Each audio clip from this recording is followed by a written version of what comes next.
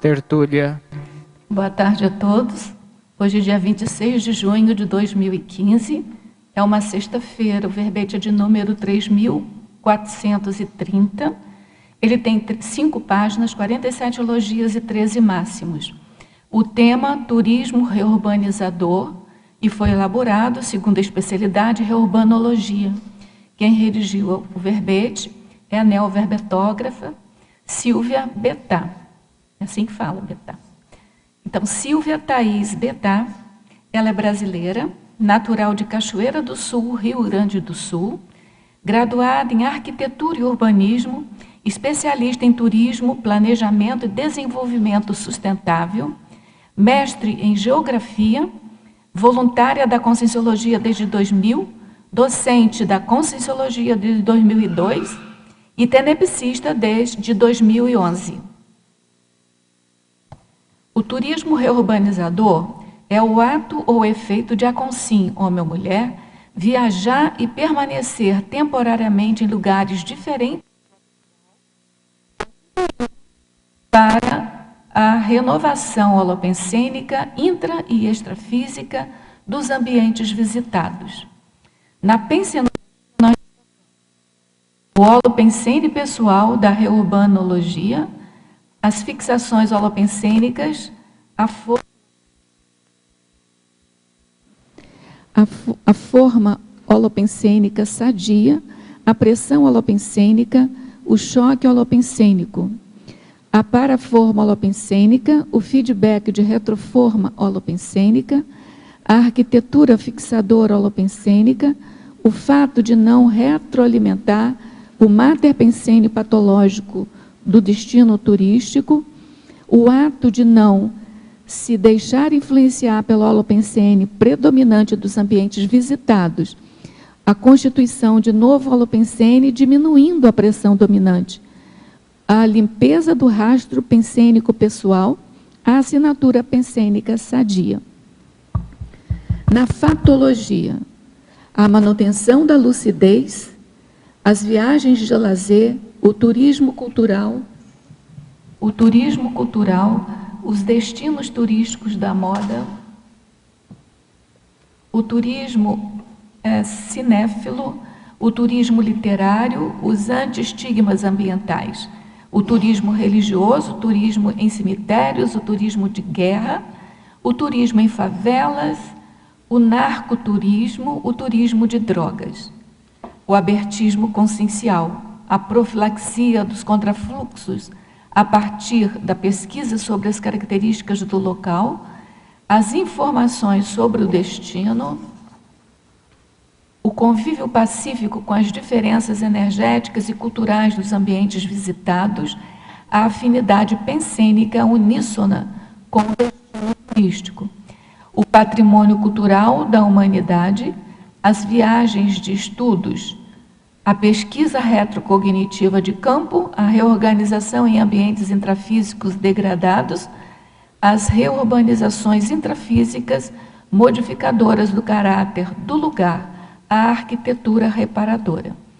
Nós chamamos a atenção que a fatologia tem 22 linhas, o que constitui o máximo para o verbete, e a gente só leu alguns itens, tá certo? Então a gente convida vocês a lerem com maior detalhamento aí a fatologia.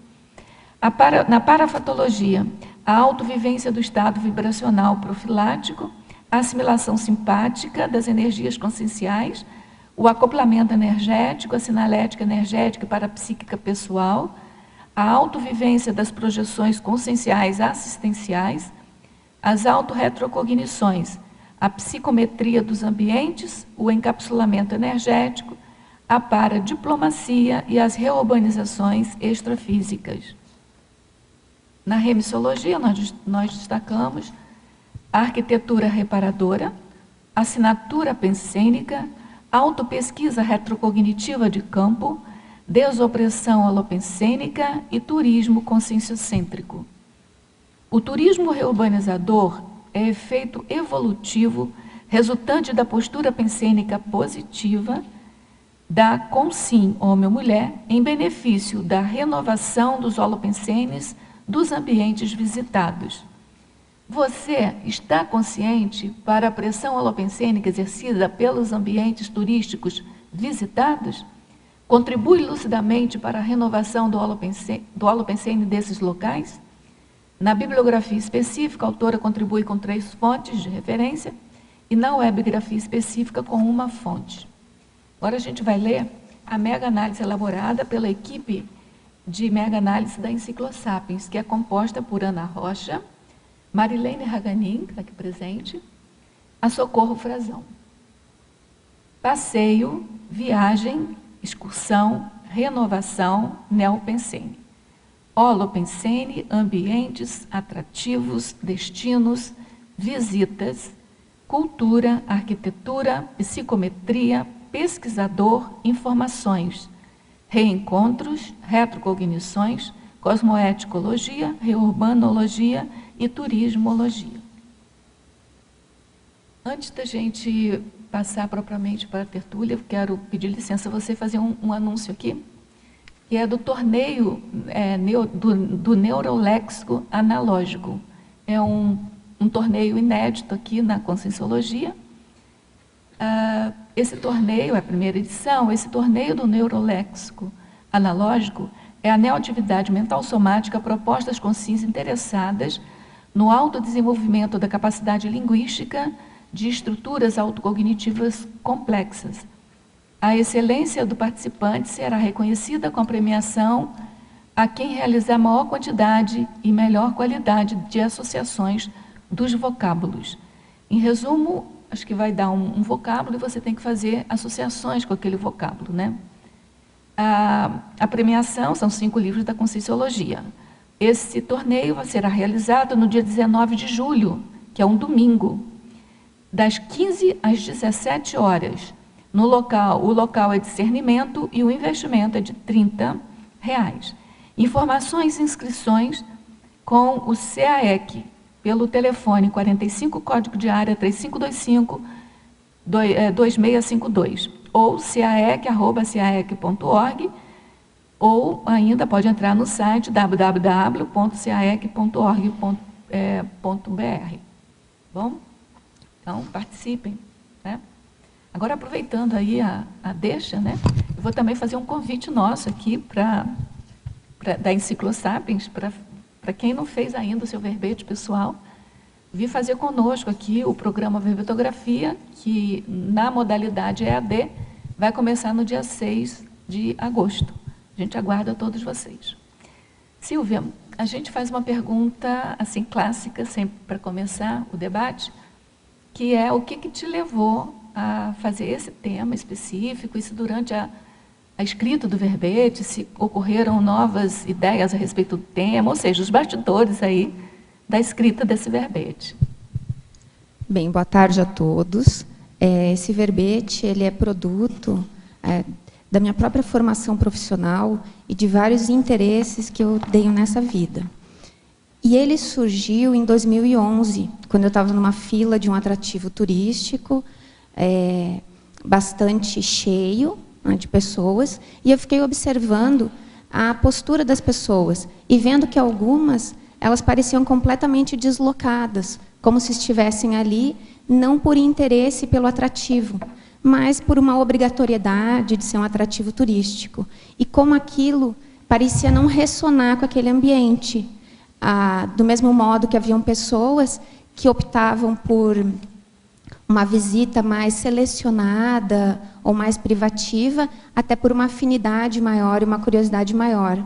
Então, eu observei assim, posturas bem diferentes. Isso foi em 2011, e logo que eu voltei de viagem, eu vi o título da arquitetura reparadora, e ele serviu como uma senha, mesmo antes de ler o verbete, e eu tive a ideia do turismo reurbanizador como sendo um tipo de atitude, né? É um efeito, no caso, mas da atitude, né, dos turistas com relação aos ambientes que eles visitam, como sendo uma possibilidade de reurbanização.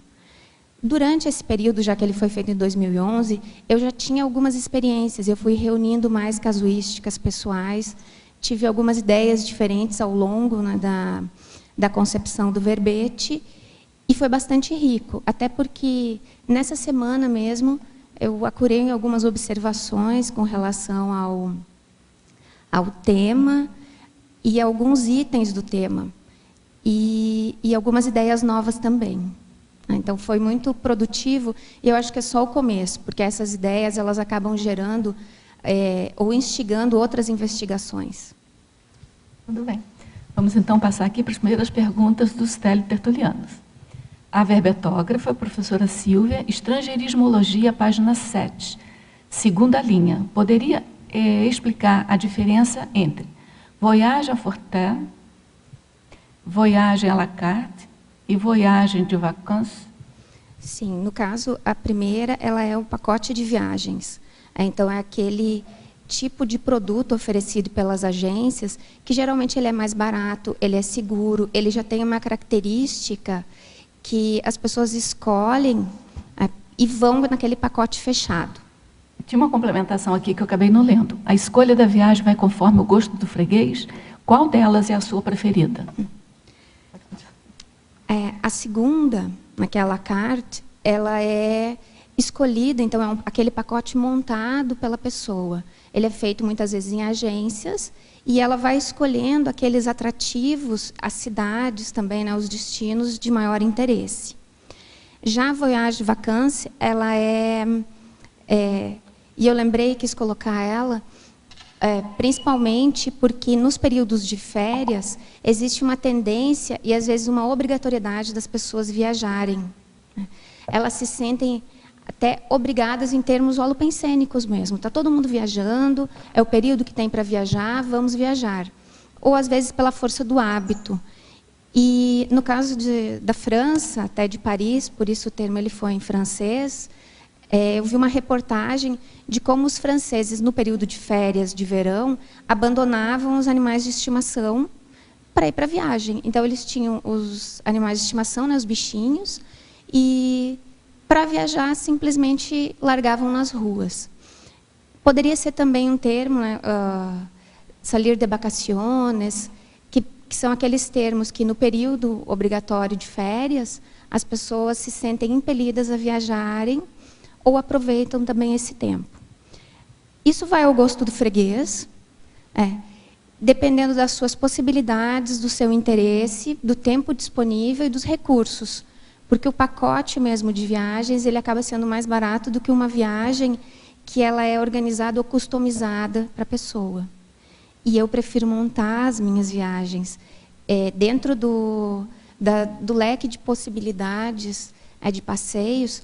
Eu sempre acho interessante escolher alguns atrativos, mesmo que seja, na minha preferência, que é o turismo urbano, escolher determinados atrativos, sair um pouco daquele roteiro convencional, às vezes inserir outras cidades ou viagens próximas, né, a um destino principal, e não necessariamente aqueles óbvios. Então, tem coisas que todo turista vai e faz em determinados lugares, mas nem sempre é uma das minhas preferências. Eu procuro aí identificar o que é mais interessante para aquele momento e, às vezes, sair da armadilha do atrativo turístico obrigatório. Às vezes é só exploração até, né, financeira, né? Isso.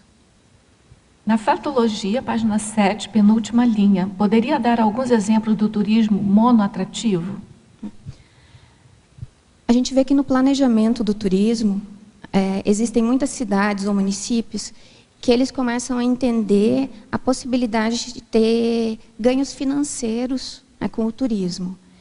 E eles buscam atrativos que possam estar atraindo as pessoas, né, para se deslocarem e utilizarem toda essa infraestrutura turística. Alguns locais só têm um atrativo. Por exemplo, as cidades próximas aqui na Argentina, que têm as missões jesuíticas. Elas formam em conjunto um roteiro. Posadas, São Inácio, né, São Inácio Mini, Loreto e Santana. Mas a gente vê que as pessoas vão, muitas vezes, só a São Inácio Mini. Ela só tem esse atrativo. O único motivo para as pessoas pararem nesse local e ficarem são as ruínas jesuíticas, que são patrimônio da humanidade, e que já tem toda uma infraestrutura de atendimento que as outras não têm, né? Nem Loreto, nem Santana, que são menores no sentido de estrutura.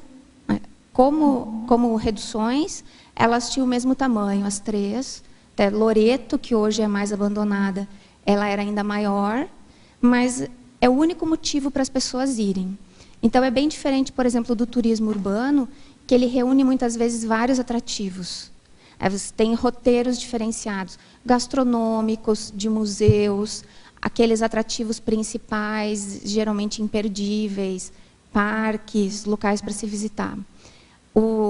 Até surge aí um contraponto, por exemplo, com cidades que fazem um planejamento turístico e, a longo prazo, vão criando atrativos para sair dessa condição de ter um único atrativo. Então, já faz um link, né, com o planejamento turístico de cidades, que ele envolve planejamento urbano, mas envolve toda a rede de atendimento ao morador e ao turista, de infraestrutura e de superestrutura, que permite que as pessoas vivam bem e os visitantes também. Você acha que Foz do Iguaçu já está fazendo esse planejamento? Foz do Iguaçu percebe que a cidade não é turística. Então, existem vários movimentos para que o turista aqui fique mais dias, porque existem alguns roteiros que eles são obrigatórios e quase que exclusivos. A visita às cataratas, daí geralmente une ao Parque das Aves, a visita à Argentina, né, ao lado argentino das cataratas, ou uma visita também gastronômica, porque são mais os restaurantes de Puerto Iguaçu que se beneficiam do turismo, até do que os de Foz do Iguaçu. E visita ao Paraguai, dependendo do tipo de turista. Cumpridos assim 3 dias básicos, o turista não fica. Ele praticamente não tem outras opções. Então, se diz assim que Foz do Iguaçu é uma cidade turística. Não, Foz do Iguaçu é um município que tem alguns atrativos turísticos e vinculados aos países vizinhos. Você acha que esse museu que fizeram aqui pode ser um atrativo turístico? Ele completa um conjunto. Então, o motivo principal que eu vejo para as pessoas virem ainda a Foz do Iguaçu... Museu de Cera que eu estou falando. Sim. O motivo principal são as cataratas. As cataratas do Iguaçu, elas trazem as pessoas para ver muito mais do que, por exemplo, Itaipu. Dificilmente alguma pessoa vem exclusivamente para ver Itaipu. Né? Vem muito mais para as cataratas e aproveitam as outras possibilidades. Esse grupo de atrativos que estão sendo feitos, que é o Museu de Cera, o Parque dos Dinossauros, é uma previsão de 11 atrativos, eles complementam para um perfil de turista. Isso é até uma rede de Gramado que está investindo nessa área aqui em Foz. E Gramado, ela é líder no planejamento turístico. Eles fizeram um excelente planejamento, porque comparando assim a localização geográfica, a própria Cascata do Caracol ela é em Canela, não é em Gramado. Então, seria um atrativo natural que não está no município, mas está junto. Então, eles têm um roteiro conjunto. Se fala muito em Gramado, mas são as duas cidades que se complementam. E, para lidar com a sazonalidade, Gramado, que tinha um turismo mais de inverno, com os cafés coloniais, ela inseriu outros atrativos e ela tem uma grande divulgação. Isso faz parte de planejamento urbano, planejamento turístico, de criação de produtos. Então, criou Minimundo, algumas iniciativas particulares, mas também iniciativas do poder público, como os festivais. Então, as pessoas iam no inverno, mas aí no verão não iam para Gramado. O que fazer? O Natal Luz de Gramado, ele atrai muitas pessoas e a gente vê um movimento cada vez maior. Mas nesse período entre inverno e Natal, chocolate está associado ao clima, às características europeias. Então, ele saiu do monoatrativo e foi criando outras possibilidades. Então, as pessoas vão por vários motivos.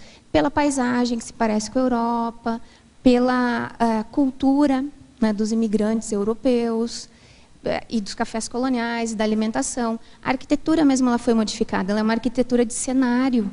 Tem um cenário para que as pessoas possam se sentir em parte da Europa, por exemplo. Então, ela criou esses atrativos. Esse grupo está investindo aqui, na cidade. Existem algumas coisas relevantes para serem feitas, como, por exemplo, a criação de circuitos ou de roteiros turísticos de ônibus que está sendo proposto para cá, que isso precisa ser adaptado de acordo com as características e os atrativos do município, para que seja, então, benéfico para todos. A prefeitura precisa investir por um tempo em criar a cultura da utilização desse tipo de serviço, que geralmente é utilizado por turistas que viajam de modo mais independente. Pela minha observação, esses turistas, eles costumam ficar mais na Argentina, que tem mais hostels, mais hotéis de natureza, e o centro, né, de Puerto Iguaçu, ele é mais receptivo para esse tipo de turista. Também mochileiros, os turistas que gostam de criar os seus próprios roteiros. Aqueles que vêm com um pacote mais pronto, eles tendem a vir para Foz do Iguaçu, saem do aeroporto, vão de van para o hotel, ficam no hotel, vão nos passeios de van, mas não existe uma interação com o centro da cidade. Até porque hoje ele não traz atrativos ou atividades que possam fazer com que essas pessoas tenham interesse, né, de conhecer o centro da cidade. Em Fatologia, página 8, quarta linha. Quais dicas para escolhermos bem os souvenirs para que não sejam bagulhos energéticos camuflados? Além do discernimento, quais outros cuidados devemos ter? Bom, uma das receitas realmente é o uso do discernimento. A partir do momento que a gente vê um souvenir e identifica nele uma imagem ou referência a determinado tipo ou padrão de holopensene, você já pode deixar de lado, né? A gente já vê que tem souvenirs que eles são já bagulho de cara, né? Aqueles que têm pedaços até de natureza, de edificações. Por exemplo, eu sei de uma pessoa na época da queda do Muro de Berlim, que estava em Berlim, e trouxe como souvenir para o Brasil um pedaço do muro, uma pedra do Muro de Berlim. Ela poderia fazer várias referências, né, à libertação, à queda do muro, mas, de fato, aquilo que está fixado mais forte na pedra, na própria materialidade, é a segregação e todo o sofrimento das pessoas que tentaram cruzar o muro. Então, existem souvenirs e souvenirs. A pessoa tem que também ter um nível de autoconhecimento seriexológico, que é um dos itens que está no verbete, não só para a escolha do destino, mas também para a escolha dos souvenirs. Muitos museus, museus europeus, eles fazem réplicas de objetos, sombrinha da Maria Antonieta, joias, são réplicas que, se a pessoa não tiver discernimento, ela acha linda, ela faz um rapport, uma ligação com aqueles objetos e acaba trazendo para casa um elemento que para ela é bagulho. Então, tem aqueles que são gerais, que remetem a situações mais críticas até da humanidade, como, por exemplo, esse caso que eu citei, que não era um souvenir, mas a pessoa usou como souvenir. E ela remetia a algo negativo. E a gente não vai comprar souvenirs que lembram guerras, armas, exploração. O próprio modo como, às vezes, o souvenir é feito, ele tem uma característica de exploração, se for no caso indígena ou alguma coisa semelhante. Então, é preciso usar aí todo o discernimento e procurar perceber as energias. Pela imagem, às vezes, o souvenir ele simboliza algo negativo, em geral, e às vezes para a pessoa. Então, a verbetógrafa poderia citar o local mais homeostático e o outro nosográfico visitado e assistido por você? Eu tenho muita dificuldade até de falar isso, porque a gente tem muitos ambientes ambivalentes. Então, quando a gente vai no local, ele pode ter um significado para mim que é diferente para as outras pessoas. E o rapport, ou a afinização pensênica que eu faço com aquele lugar, ela é positiva no meu caso, mas para outras pessoas, esse mesmo holopensene pode não ser, ou ela pode, dentro das características holopensênicas do ambiente, fazer um rapport com algo que não é positivo. Eu acho que, no meu caso, assim, um lugar que eu posso citar que é extremamente positivo são as Cataratas do Iguaçu, que são nossas aqui, que quando eu vim fazer turismo pela primeira vez, e sempre que eu vou, sinto mais o balneário bioenergético. Então, existe uma sobreposição muito maior das energias imanentes. E o próprio CAEC. Mesmo que a pessoa não venha aqui para fazer nenhum tipo de pesquisa, visitar esse ambiente do CAEC, ele é desformatador, ele cria uma desopressão holopensênica e ele é restaurador. Você pegar um dia aqui à tarde e dar um passeio, descer agora até ao Monumento da Paz, é bastante refazedor. No meu caso, eu gosto muito de museus, não aqueles museus mais pesados, mas museu de ciência e museu que tem instalações ou obras mais positivas. E também espaços arquitetônicos que não sejam desgastados, degradados. No caso dos nosográficos, duas situações assim que eu senti o local como muito nosográfico, e aí eu acho que é ambivalente, porque outras pessoas já me deram feedbacks diferentes. Um foi a cidade de Bolonha, né? A situação que eu vivenciei em Bolonha foi de perceber, naquele centro mais histórico, uma condição medieval e baratrosférica. Vi um grupo, né, na praça à noite, um grupo de jovens, que eles pareciam góticos, eles tinham uma postura, uma aparência bastante pesada, e o ambiente ele remetia a isso. Então, parecia que eles estavam revivendo aquela situação de Idade Média. Era um contexto assim, mais medieval. E já outras pessoas me disseram de Bolonha que elas sintonizam com a questão da universidade, por ter sido a primeira universidade do mundo, então de estudo, de conhecimento. Bolonha ela é referência, né, em feiras de construção civil, que atrai pessoas de toda a Europa. Então a pessoa conseguiu sintonizar. Eu, nessa situação, vivenciei o outro lado, né? E uma cidade também que eu percebo que ela é bastante ambivalente é Colônia do Sacramento, que hoje que é no Uruguai, né, na entrada ali do Rio da Prata.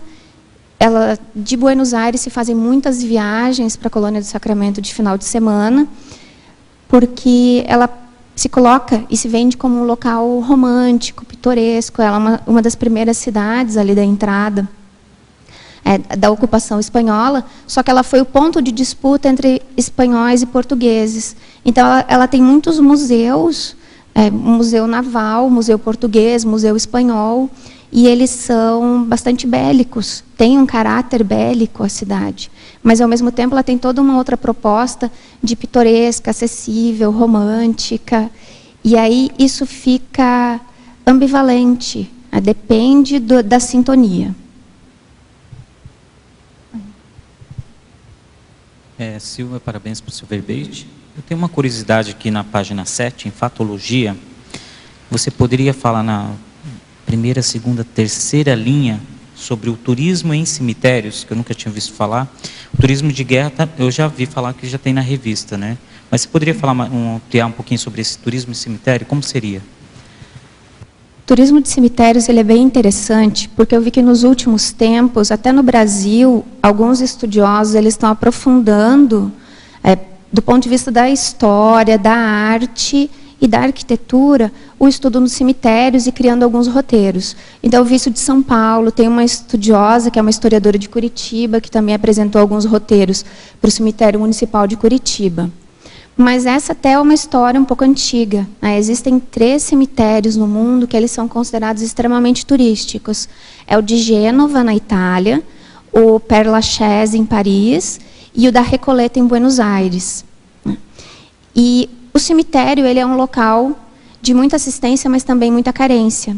A gente sabe que existem consciências que dessomaram, não perceberam na sua dessoma, estão ali vivendo, né, no cemitério, próximas ao corpo físico, durante muitos anos. Por outro lado, existem consciências carentes que estão nos cemitérios e se aproveitam das energias do recém-dessomado, né, e também das pessoas que visitam o cemitério e que se comovem, que estão num período mais delicado de luto, de perda, né, e fazem um processo de vampirização. O turismo em cemitérios, eu vejo que ele é bastante ambíguo, porque ele pode contribuir até para uma renovação holopensênica se a pessoa conseguir chegar no cemitério e assistir. Mas depende do caso. numa visita recente, né, que eu conheci o cemitério da Recoleta, em Buenos Aires, eu achei que extremamente prejudicial os roteiros no cemitério. A Recoleta, ela tem... É um dos bairros tradicionais de Buenos Aires. No cemitério da Recoleta estão 19 restos mortais, né, de presidentes. O próprio túmulo da Evita Peron está nesse cemitério e é bastante visitado. A gente entra, e no meu caso, não tem como não observar a questão arquitetônica dos túmulos. Existem túmulos que são assinados por arquitetos. As pessoas contratam arquitetos para assinar os túmulos. São mini réplicas de palacetes. Então, a sensação que eu tive no cemitério da Recoleta foi de estar conhecendo o Holo Pensene de Buenos Aires, de perceber o Mater Pensene da cidade. E me pareceu que aquela ostentação em termos de túmulos, ela mantinha a mesma postura, né, das pessoas durante a vida. Dava uma sensação de que era um passeio público do século XIX, em que as pessoas passeavam e se viam, e viam seus símbolos de status. Né? E, nesse caso, a admiração pelos túmulos, ela serve como um reforço justamente dessa carência que já existia em vida e que se mantém muitas vezes. Então, isso não ajuda a renovar. Isso aumenta a relação, né, dessas consciências com ser vistas, com o status, com o meu túmulo é mais bonito, como sendo a casa, porque parecia realmente a casa, né, das consciências. Então, é muito comum hoje, essas visitas, elas têm aumentado. E eu vi que agora em Curitiba tem sido feito um roteiro mais historiográfico para se ver a arquitetura, as esculturas. Os próprios cemitérios mesmo, Père Lachaise, também tem vários ídolos que são... Os corpos estão enterrados lá e as pessoas visitam muito. Esse eu não conheço, eu não posso emitir uma opinião mais vivenciada. Mas o da Recoleta eu vi que me parece menos contribuinte, né, para a renovação. Mas complicado. É conservador, né? Conserva.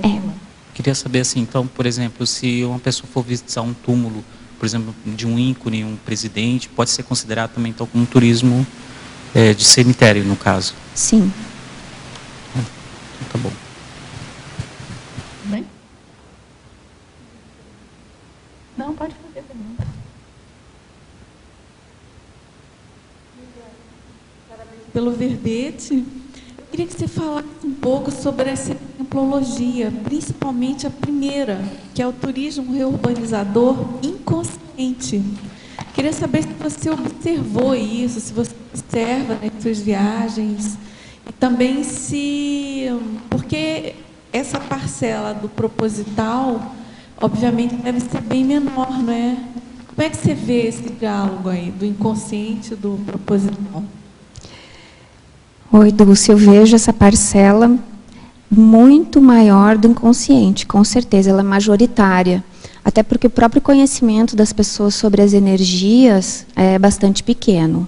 Então, as pessoas se sentem bem nos ambientes, elas falam dos efeitos da visita aos ambientes. Às vezes se sentem mal também, chegam a não entrar em determinados atrativos, sem ter nenhum conhecimento de energias, mas pela repulsa que aquele ambiente causa. Se sente mal, sente dor de cabeça. Então, essa parcela de agentes, né, do turismo reurbanizador, que fazem isso de modo proposital, técnico, autolúcido, é muito pequena. Os que fazem de modo inconsciente, desapercebido, nem percebem, muitas vezes é pelo foco. Aí entra aquela condição da pessoa que não está afinizada com aquele holopensene. O seu foco no local é diferenciado do Mater Pensene predominante. E aquilo dilui, né? Ela vai com outros olhos e ela não ajuda em retroalimentar aquele holopensene. Uhum. Então, ela permite que haja uma diversificação naquele ambiente, que hajam pensenes novos, que outras pessoas possam, então, se afinizar com esse ambiente holopensênico. E ainda existe aquela condição que não é do turismo reurbanizador, que a pessoa vai de modo desapercebido, ela é engolida pelo ambiente, entra naquele padrão mais nosográfico E o retorno dela, os pensenes que ela devolve ao ambiente são os mesmos, né, que ajudam a manter a condição mais doentia, mais patológica. De arquiteta, nesse caso, mesmo sendo inconsciente, nesse caso, o papel da arquitetura é mais sério, não é verdade? Eu acho que o papel da arquitetura que é fundamental, porque ela permite as adaptações espaciais, a mudança de foco, a arquitetura reparadora, ou as pequenas adaptações ao local, elas permitem essa mudança de interesse no ambiente. Então, ele passa a ser um interesse mais abrangente, mais uma curiosidade mais sadia pela arquitetura. E aqui eu sou realmente bem suspeita para falar. Eu acho que todos nós dessa área, quando vamos em qualquer lugar, fazemos qualquer visita, a arquitetura ela é um objeto de interesse. Mas mesmo para as pessoas que não são da área, ver espaços belos, eficientes, com tecnologias novas, ajuda bastante. As mudanças de uso, a tecnologia também, né? Você colocar painéis interativos que mostram pessoas, as próprias pessoas que visitam os ambientes, que acabam sendo mostradas nos painéis, elas diluem um foco principal. Então, você pode ir num museu e você tem no museu vários bagulhos energéticos, é inevitável, né? E a palavra é realmente essa, porque elas têm as energias, às vezes, impregnadas, ou as evocações que elas fazem. Mas a pessoa tem um interesse diferente. Como foi pintado aquele quadro, qual o efeito daquilo nas pessoas, como está organizado o ambiente, até a curiosidade pela história, que permite que se saia daquele padrão pensênico mais nosográfico que o quadro, o objeto ou o espaço evocam. Então, a arquitetura realmente ela tem um papel fundamental. A arquitetura e o urbanismo, porque a organização desses espaços para os tornarem mais inclusivos, muitas vezes, no patrimônio histórico, por exemplo, a colocação de rampas de acesso, de equipamentos de segurança, permite que mais pessoas também acessem e contribuam para essa renovação. Aqui tem pelo menos 4 arquitetas, então a gente conta com vocês, viu, para urbanizar aqui. Silvia, na pensenologia, na 7ª linha, você está citando a paraforma holopensênica e feedback da retroforma holopensênica. Nessas várias viagens que você já fez até para a Europa, eu gostaria que você comentasse se você chegou a identificar alguma retroforma holopensênica e quais são, o que você, como que você aproveitou, o que você fez a partir disso? A paraforma holopensênica, ela fica na dimensão extrafísica, ela fica influenciando, né, o intrafísico a partir do extrafísico. E no caso da retroforma, algumas visitas que se fazem, realmente elas permitem identificar a nossa afinidade com aqueles ambientes e até o nosso papel em determinados ambientes, se foi mais homeostático ou menos homeostático. Vejo que a dificuldade, que nem eu comentei para você, e o que eu acessei, por exemplo, em Bolonha, muitas vezes pode estar relacionado ao meu passado. Meu nível de conhecimento seriológico, ele, digamos que ficou ali com aquele ponto de interrogação. Né? Por que nesse ambiente, ao invés de perceber as outras coisas, eu percebi especificamente essa? Era uma oportunidade assistencial, era uma situação didática para eu ver o funcionamento, e, de certo modo, se era didática, alguma relação eu tinha com isso pela afinidade pensênica. Por outro lado, quando a gente identifica, né, essa nossa possível vivência em determinado país ou cidade, que não havia sido identificado antes da viagem, né, que lá você teve essa experiência, isso traz informações para pesquisa pessoal, em termos de local, época e possível atividade que você tem desenvolvido. Então, eu vejo que, para mim, ainda é muito mais material para pesquisa. Eu tive algumas experiências de perceber aquelas coisas assim que a gente se perde sem querer num determinado local e quando vê se acha. Porque você acaba num ambiente que não tinha pensado em ver ou visitar e você tem ali uma relação de espaço-tempo como se houvesse um reconhecimento energético seu do ambiente, das consciências, isso de modo mais positivo ou mais negativo. E aí você pode identificar o padrão do ambiente, o padrão das consciências, o efeito que isso fez em si próprio e ter como elemento de autopesquisa. E aí, conciliando com o estudo da história, provavelmente pode até otimizar, ter uma retrocognição, possivelmente. Quando eu coloquei a ideia ali do estudo da história, ele era antes. Então, pensando assim, a história do lugar, o estudo do lugar, como sendo não só algo profilático, no sentido de você saber onde você está pisando. Só pela história você já tem elementos que podem te ajudar a ficar mais alerta no ambiente onde você está. Isso já seria um primeiro sinalizador. Nesse caso, a história, o estudo dela é posterior. E aí eu acho bem interessante a pessoa aprofundar essa questão e, se possível, visitar o local novamente, já com as informações da primeira visita e de todo o contexto que ela conseguiu reunir sobre aquele ambiente e se conseguiu identificar épocas também. Mas, com certeza, isso tem uma relação muito forte.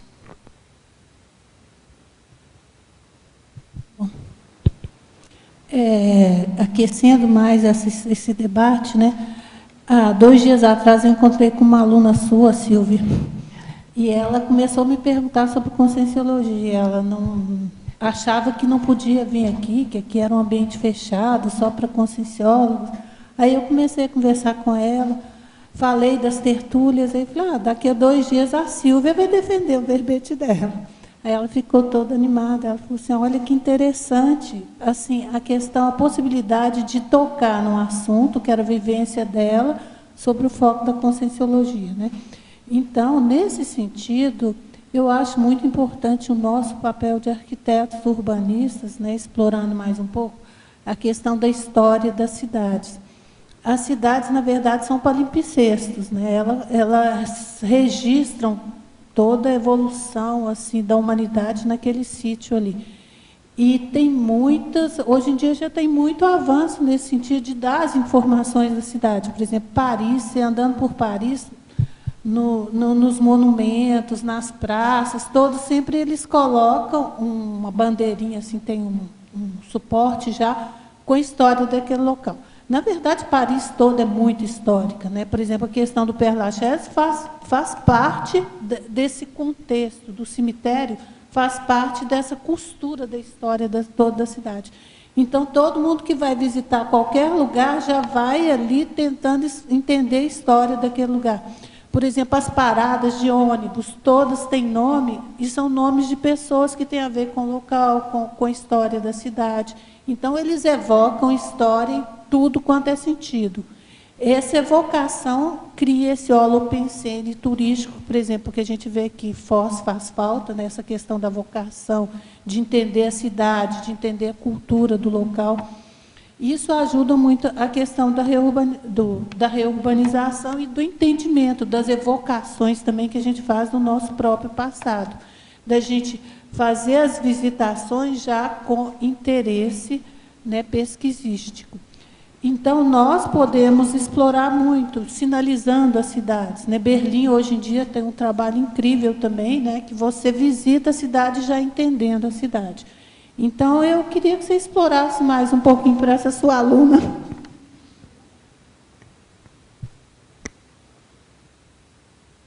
Bom, Patrícia, ela me contou. Ela me disse que encontrou você, que vocês conversaram, que você falou aqui da tertúlia, da defesa do verbete. E eu vejo assim que no dia a dia a gente tem a maior disponibilidade para que as pessoas possam até perguntar sobre conscienciologia, mas nem todas as vezes se sentem afinizadas muito pela questão dos papéis, porque às vezes está no papel de professor e a pessoa não consegue passar aquela barreira. E não vamos ser nós, por exemplo, que vamos lá oferecer. Na verdade, você deixa aberto. As pessoas sabem que eu sou voluntária da Conscienciologia. Muitos me perguntam, inclusive durante viagens. Então, uma das disciplinas que eu trabalho é de História da Arquitetura e Urbanismo do Brasil. E dentro dessas disciplinas, eu acabo fazendo viagens, muitas vezes, com os alunos, né, e também trabalhando com o texto de Foz do Iguaçu. E é perceptível a mudança de postura quando eles visitam um local com conhecimento sobre aquele local. Muda tudo. Inclusive situações em que as pessoas já visitaram determinados locais sem conhecimento sobre a história da arquitetura, a formação urbanística, que é a nossa principal abordagem em termos de aulas de faculdade, mas também a história em si daquilo que se passou, né, naquele local. Então, gera compreensão, os olhos mudam, o interesse muda completamente. Aquilo que até então era superficial, muitas vezes a pessoa passava batido, passa a ter valor. Dificilmente nós vamos gostar ou entender algo que nós não conhecemos, né? Então, você conhece uma coisa que, se você entende, você consegue gostar daquilo ou valorizar, ou entender as diferenças. As viagens de arquitetura, e elas estão aqui nas viagens de estudos, que dão um foco diferenciado ao local, elas permitem não só esse processo de reurbanização, processo de conhecimento, né, mas também uma mudança de foco em geral. Eu vejo que o profissional de arquitetura ele tem uma visão diferenciada dos espaços, assim como à medida que o estudante vai chegando próximo da formatura, ele vai treinando os seus olhos para olhar as coisas de modo diferente. E a história, ela faz parte disso de um modo determinante.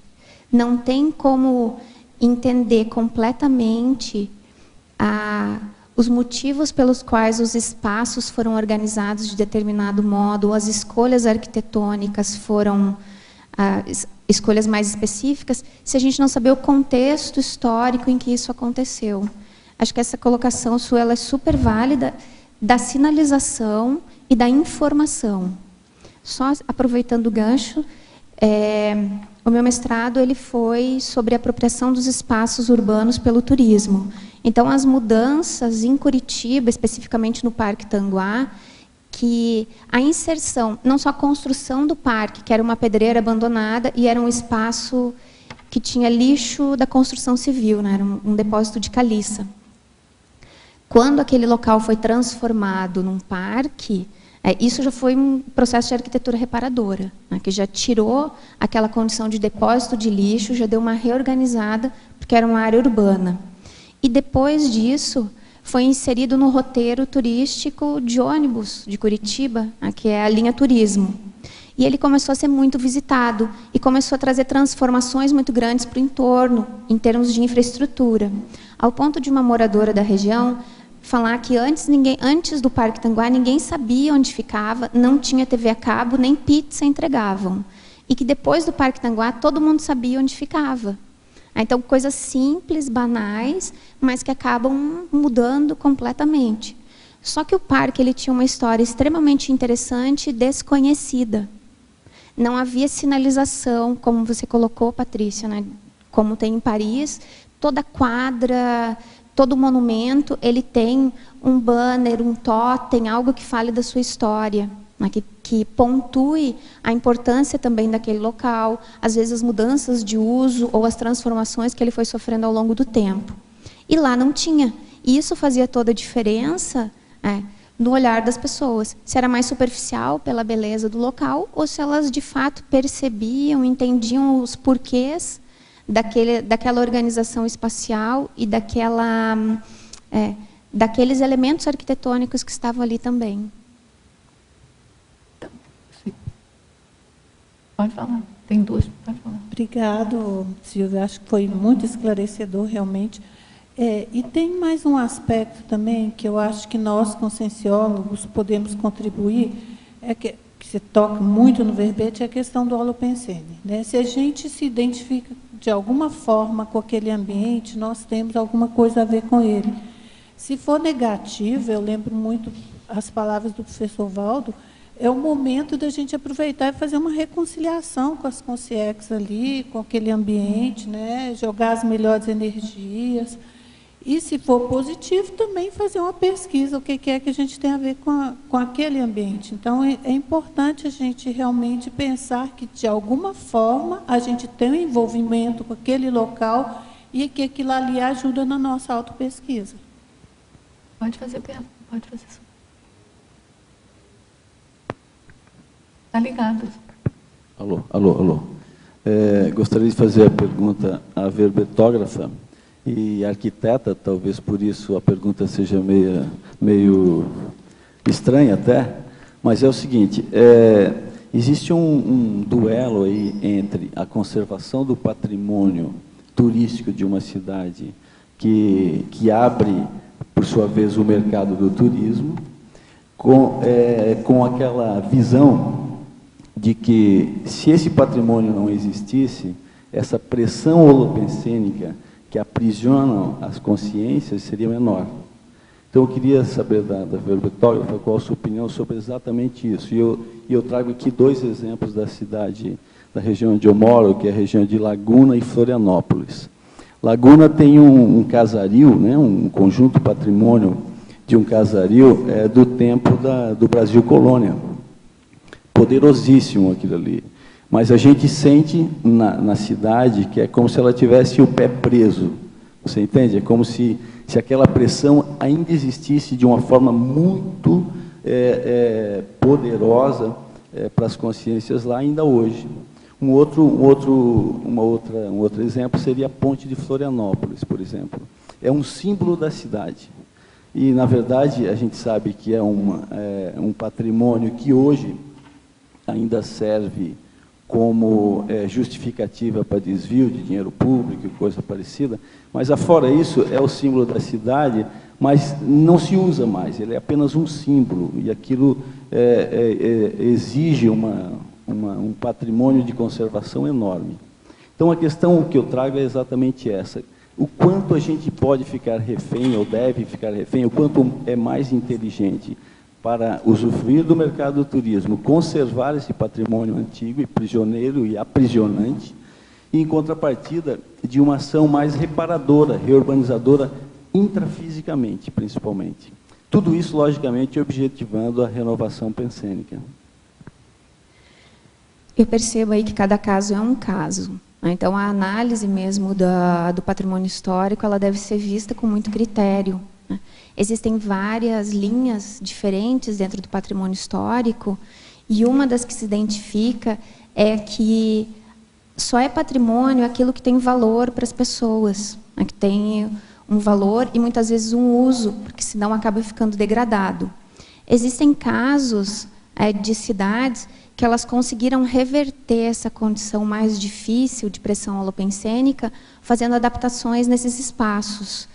Tem um exemplo que eu acho bem interessante, assim, de comparação, que seria Ouro Preto e Mariana. Ouro Preto, ele tem as edificações e a sua característica inteira, urbanística daquele centro, mais antigo, mais conservado, ele é mais pesado. Mariana, que fica do lado, que a princípio teria características muito semelhantes, ela já tem uma desopressão holopensênica e ela tem um uso diferenciado daqueles espaços de casario colonial. Então, é uma região muito crítica, onde houve a exploração do ouro, a escravidão, muito sofrimento. No caso de Ouro Preto, que era Vila Rica, que era a capital, isso era exacerbado. Houve a mudança, inclusive, do local, que era a Casa de Câmara e Cadeia, que se transformou hoje no Museu da Inconfidência, que é possível ver nesse ambiente vários objetos de época. Não é um local muito fácil de ser visitado, mas a visitação e o próprio movimento que existe na cidade de Ouro Preto, dos festivais estudantis, da universidade, faz com que haja uma dinamização e até uma minimização desse processo. É muito pesado, mas, ao mesmo tempo, existem focos holopensênicos que permitem a mudança. No caso de Mariana, ela já é mais progressista. Então, ela tem coisas mais novas, tem adaptações diferentes na arquitetura, tem o mesmo casario, acho que a mesma quantidade de igrejas, mas ela já traz alguma mudança. É importante ver, e aí você falando no caso de Laguna especificamente, a relação que o município tem e os munícipes com esse patrimônio, se ele é valorizado ou não, e como isso pode, além dos períodos, por exemplo, de carnaval em Laguna e de outras atividades que tem mais pessoas, isso pode ser aproveitado e revertido em benefícios para todos, porque aí começa a mudar a relação das pessoas, dos residentes, com o patrimônio, e ele deixa de ser, muitas vezes, para alguns comerciantes ou para alguns empreendedores, como sendo uma arquitetura antiga, uma falta de aproveitamento dos espaços urbanos, áreas que são nobres e poderiam ser verticalizadas, e estão ali ocupadas por prédios antigos que mais geram ônus em termos de manutenção do que bônus em termos de ganhos para todos. Então, depende muito da relação das pessoas e do uso desses espaços, para que eles possam, às vezes, ser reparados, modificados e reurbanizados. Aí a relação de todos muda. Vamos, então, agora retornar aqui aos teletertulianos. Professora Silvia, Pensenologia, página 7, terceira e quarta linha. O que caracteriza os antipensenes e os istimopensenes? Poderia relacioná-los com o tema do verbete? Os antipensenes, eles são os pensenes que estão relacionados aí com a acriticidade. Então, é aquela condição de que a pessoa vai nos ambientes sem ter um senso crítico, juízo crítico, aí ela passa pelos ambientes, muitas vezes de modo superficial, ou com a possibilidade de ser engolida por esses ambientes. Já os istimopensenes, eles são pensenes característicos da robexis, da robotização existencial. Então, é daquela pessoa que vive presa à dimensão intrafísica, o seu foco é permanentemente intrafísico. Os antipensenes, eles podem fazer parte da robexis, mas não necessariamente eles sejam negativos no caso do verbete, porque às vezes a acriticidade está relacionada com essa superficialidade da visita da pessoa aos ambientes. Então, ela está mais isenta, inclusive, das dificuldades que o ambiente apresenta em termos energéticos. E aí ela não alimenta, ela não dá o feedback para a forma holopensênica. Ainda em Pensenologia, página 7, final da 8ª linha. Explique, por favor, a arquitetura fixadora holopensênica. Você já falou um pouco, né? Faz uma síntese e a gente passa para frente. A arquitetura é um grande fixador holopensênico. Não só pela questão da energia que fica impregnada nos espaços, porque a gente sabe que a matéria também é energia do ponto de vista mais denso. Então, ela retém todo o sofrimento que muitas vezes foi vivido em determinado ambiente. Mas a própria evocação que o tipo de arquitetura muitas vezes faz, ele acaba ajudando nessa fixação, porque a pessoa vê o espaço e automaticamente ela estabelece uma relação vinculada à forma do espaço, o estilo arquitetônico, a época daquela construção, ou o seu uso. Ainda em Pensenologia, na página 7, final da 4ª linha, de baixo para cima. Gostaria que comentasse a respeito do ato de não se deixar influenciar pelo holopensene predominante nos ambientes visitados. O que fazer para não se deixar influenciar? Todo o verbete está permeado com as respostas dessa questão, e com outras possibilidades. A primeira coisa que eu vejo que é a mais premente é todas as ações que podem ser profiláticas. Então, o conhecimento antecipado do local, isso já ajuda a saber com o que nós vamos vir ou podemos vir a lidar durante a visita. Deixar calçado tudo em termos intrafísicos, como a identificação dos roteiros, pegar informações com outras pessoas, já libera a atenção para que ela esteja no ambiente que está sendo visitado. A questão energética é fundamental, procurar curar a percepção energética, o detalhismo, que está citado também no verbete, como sendo um elemento muito importante para que a pessoa possa perceber as nuances daquele ambiente. Porque, às vezes, intrafisicamente, ou pelo comportamento das pessoas naquele ambiente, nós já temos pistas do efeito das energias daquele local nas pessoas.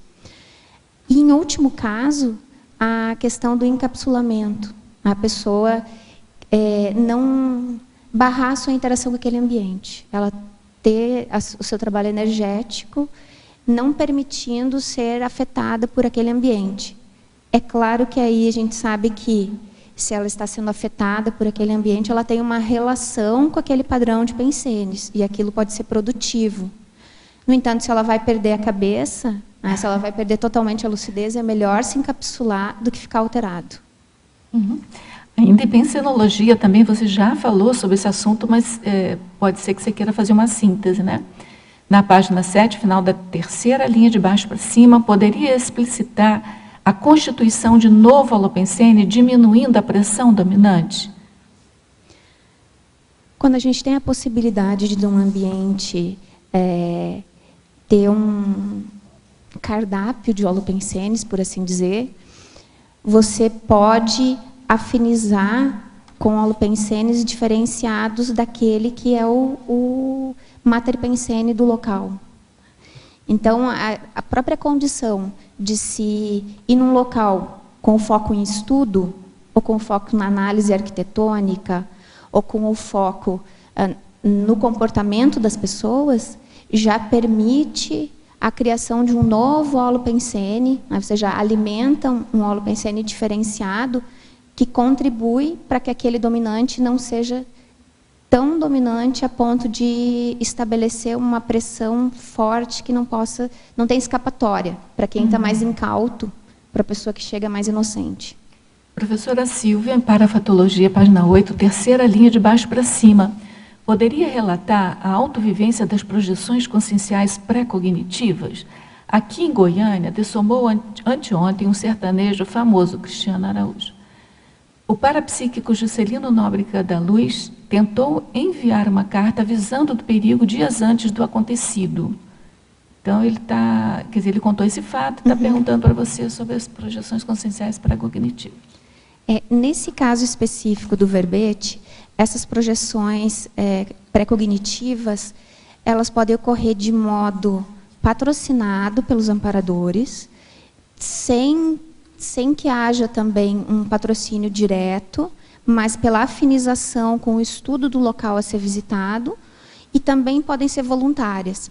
Então, a partir do momento que eu estou preparando uma viagem, que eu começo a estudar um determinado local, sua história, os locais que eu quero visitar, os atrativos, os monumentos, aquilo que tem de interessante no local, eu já estou fazendo uma afinização pensênica com aquele local. Muitas vezes as pessoas que não têm informação nenhuma ainda sobre energias, projeções, sobre conscienciologia, elas se projetam antes de viajar, porque elas já estavam completamente afinizadas com o local. Então, a projeção involuntária, ela ocorre de modo, como que eu vou dizer assim, o determinante é a afinização pensênica. Então, a pessoa, no seu holopensene, já está com aquele ambiente, e ela vai se manifestar naquele local ou em locais relacionados. Nesse caso, a pré-cognitiva, ela pode ser relacionada à visita da pessoa ao local. Então, ela se antevê naquele local, ela visita antecipadamente aquele local, e ela obtém informações, às vezes, da sua visita, podendo fazer uma prevenção de possíveis dificuldades.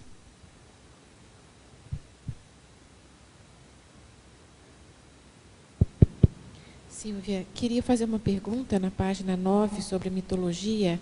Fala do mito da relevância arquitetônica de qualquer edificação antiga. Pegando um pouco do que o colega falou aqui atrás sobre a questão do patrimônio, e isso eu também, como arquiteta, sempre fiquei muito na dúvida em relação à preservação do patrimônio ou a questão de algum edifício que tem que ser realmente demolido. Queria que você falasse um pouquinho mais sobre isso, com essa visão conscienciológica, né, e do verbete, por favor. Então, eu coloquei essa condição, né, do mito de que todo local, todo prédio antigo, ele pareça ter uma relevância arquitetônica, até por identificar que muitas pessoas veem uma edificação antiga e, por saber que eu sou arquiteta, imediatamente perguntam, que estilo é esse? Ou aí elas se fixam naquela edificação que, às vezes, não tem, para a coletividade, uma relevância. E também não tem uma relevância arquitetônica.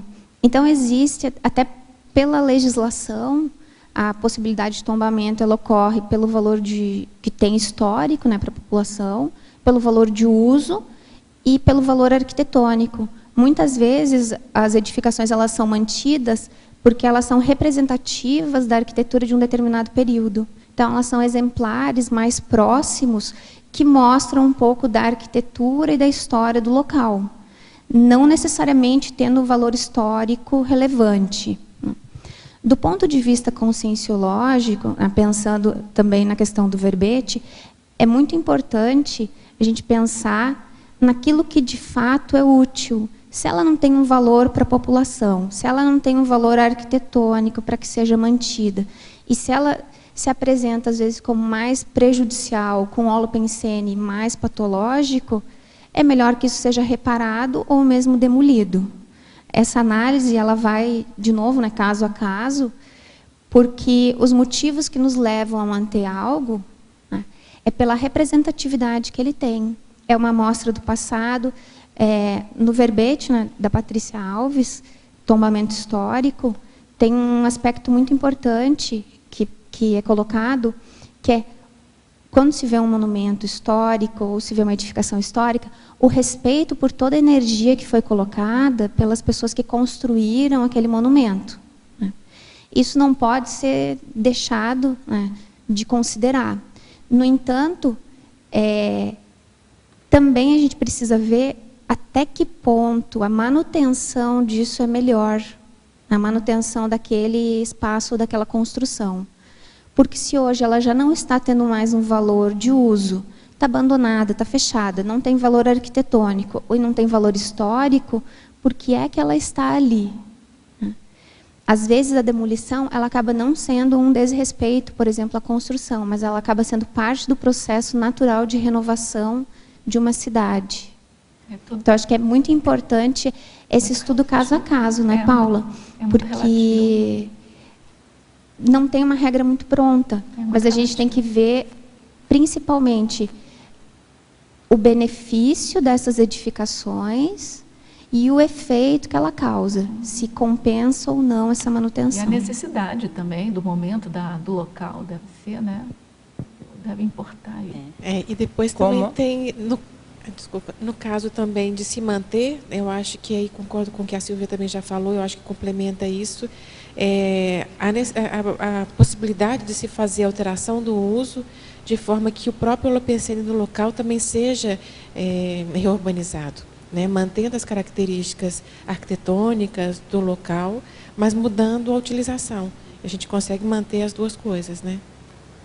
Eu concordo com essa sua colocação, assim, gênero, número e grau. Se não existe uso, não existe motivo para continuar. Se a gente pode fazer essa modificação de uso, também é possível fazer as adaptações. Tem no Brasil ainda uma discussão muito grande da arquitetura inclusiva, né, no caso de se adaptar, de colocação de rampas, que a legislação exige para a acessibilidade. Por outro lado, uma resistência, né, porque muitos entendem que isso descaracteriza a edificação.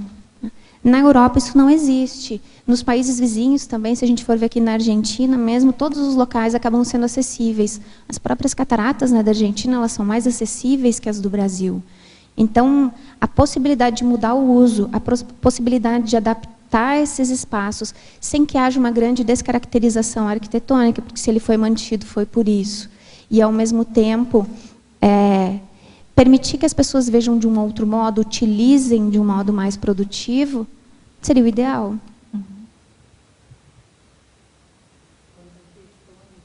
Não, está ligado. Quanto a questões de locais, Torres está citado no Homo Reurbanizatus. Era uma cidade muito pacata, cinzenta, com muitos edifícios históricos abandonados, e veio o ciclone. O ciclone veio e derrubou, esculhambou com tudo. O povo se uniu, reconstruiu. Hoje a gente percebe que a energia flui bem mais. E é muito interessante, antes do ciclone, aconteceram vários ECP2, inclusive o Valdo foi lá, 2 vezes. Depois nós tivemos vários ICP2. E depois disso teve somente 2 ICP2, depois do ciclone. Agora a cidade, a gente percebeu que abriu, vieram várias universidades, existe mais fluxo de pessoas, é tão lotada Torres no verão que a gente nem consegue transitar pelas ruas. Então eu vejo que parece que foi um grande contrafluxo, mas que veio. E uma questão bem interessante foi, conversando com o Valdo, ele falou que ali havia, dentro de hotéis que são dos séculos de 1700 ainda, e que depois só foram melhorados, mas que na verdade eram as mesmas edificações, que ali havia ainda consciência do tempo em que o continente africano e brasileiro eram ligados. Então é bem antigo Ele mesmo. falou que deu uma limpeza energética que só quem percebe as energias é que sabe. Então, eu vejo que, eu acho que existe um amparo especial dentro desses locais de turismo que realmente estão abertos, estão dentro de um fluxo evolutivo, eu considero isso. E, a partir dali, surgiram todos aqueles grupos ecológicos. Hoje, Torres é uma cidade ambiental, onde se busca produzir sem agrotóxicos, se alimentar sem agrotóxicos. As pessoas estão fluindo e está ligado a vários países dentro dessa questão de rede que eles chamam de solidariedade, nessa questão. Então, estou colocando isso porque eu acho que realmente não existe só um turismo intrafísico, mas existe o turismo extrafísico. Então, quantas consciências estavam ali fazendo veraneio, acomodados com as energias.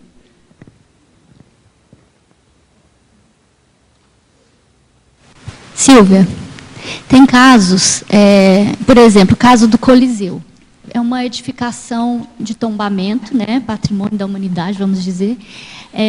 Foi construída com trabalho escravo, teve lá um monte de assassinatos. Vamos dizer assim, a gente está estudando aqui as vidas passadas, que a pessoa descubra que em algum momento ela fez parte da elaboração lá, que ela foi responsável pelo trabalho escravo e tudo mais.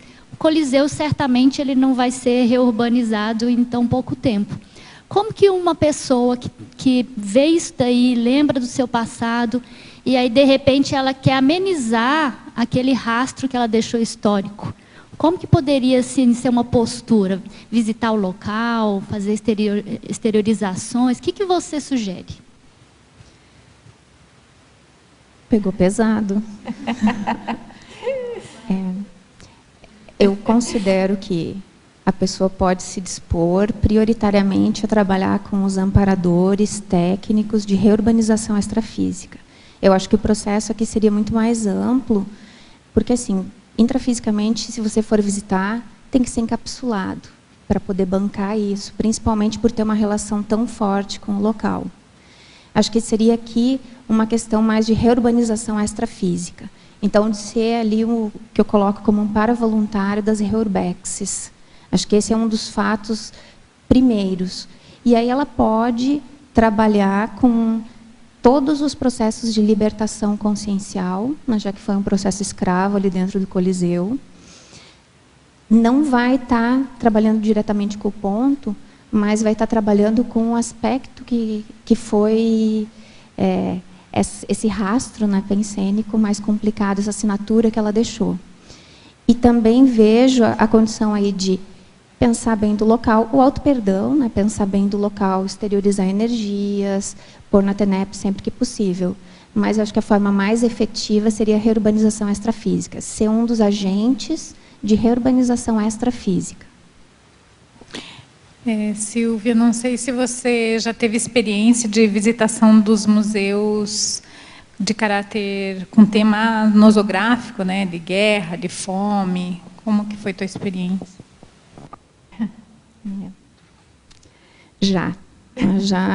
Já vi alguns museus, até o que eu citei no início, né, de Colônia do Sacramento, foi bem difícil. Eles são ambientes bastante pesados. Procurei ficar mais atenta à questão da arquitetura, em alguns momentos me encapsular, não tive 100% de sucesso nesse caso, né, porque acho que foi bem pesado mesmo. Acho que esses ambientes, o melhor deles são o caráter educativo, que é quando esses locais, sejam museus, sejam os próprios campos de concentração, por exemplo, eles servem como uma lembrança do que não fazer. Aí eles são mais efetivos, mas o ambiente inevitavelmente é pesado. Muda-se o uso, mas aquelas armas muitas vezes serviram para tirar vidas.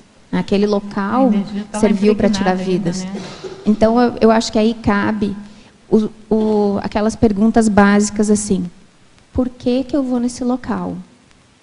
Para que eu quero mexer com isso? E como eu posso ajudar? Porque senão, às vezes, é melhor não ir. Tem a prioridade, mas, né? Mesmo tendo esse viés educativo também, você acha que é válido, né, todo esse empenho em montar um museu desse, por exemplo? Eu acho que, às vezes, é menos pior. Quando ele serve para esse processo educativo, ele é menos pior. Agora, realmente, tem coisas, né, os bagulhos maiores, que era melhor se livrar deles, né, extinguir. É um dilema, né? Se você apaga tudo que é ruim da história, o Holocausto, por exemplo, né, você perde a noção da história também. E, por outro lado, se você deixa lá para lembrar, você tem aquele bagulho, está conservando o bagulho energético ali. Então, é bem polêmico isso.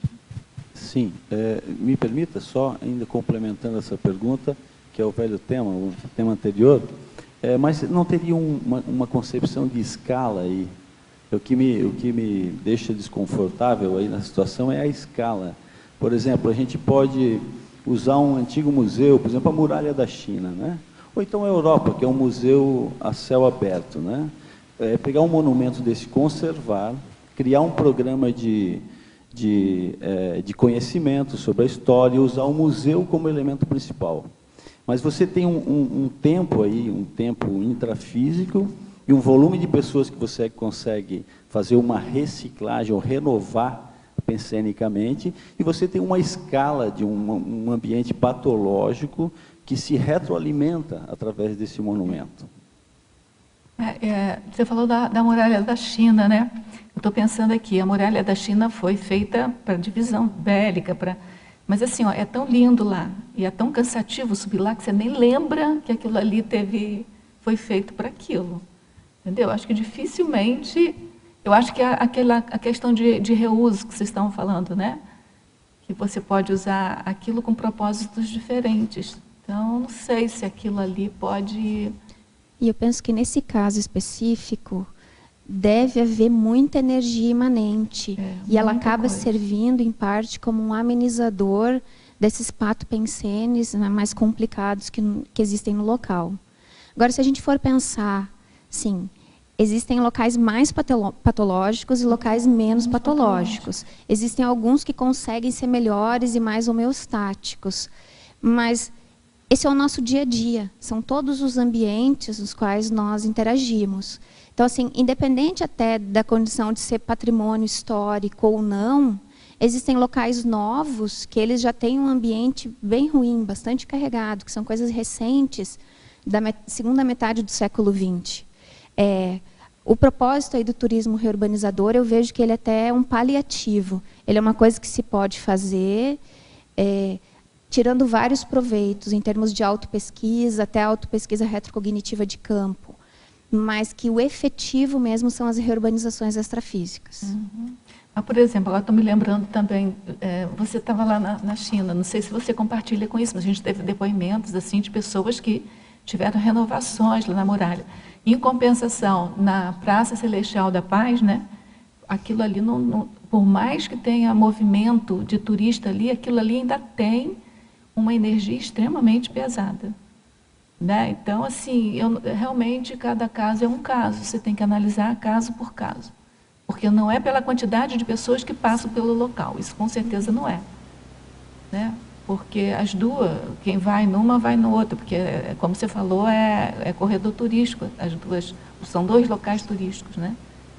Então, realmente é bem diferente, assim, você caracterizar uma coisa e outra, você tem que estar com a sua com suas para-percepções assim, mais disponíveis, né, para você perceber a diferença de uma para outra. Você quer complementar alguma coisa? Eu concordo com você, Rosa. Realmente, a leitura que a gente faz do Holopensene nesses dois lugares é essa. Na Muralha da China, a coisa está bem mais dissolvida, e lá na praça é pesado. Agora, uma coisa também, Silvia, que eu acho que vale como componente para a nossa pesquisa, é que a questão da energia imanente. A energia imanente está aí gratuita, mas ela pode ser utilizada para reforçar também holopensenes bélicos.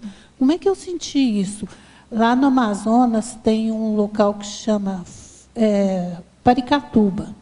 Ele foi um leprosário, então o pessoal sofreu muito lá. Hoje em dia, as construções são tomadas pelas árvores. É aquele embate da natureza com a construção, mas continua pesado do mesmo jeito, entendeu? Assim, parece que as árvores, a energia imanente das árvores estão reforçando o sacrifício que você percebe que ainda estão ali naquelas paredes. Então, a gente realmente, é muito importante a gente fazer essa metria das energias, e se for o caso, às vezes tem que destruir mesmo, né? Para ver se renova a coisa, tem que ser avaliado mesmo.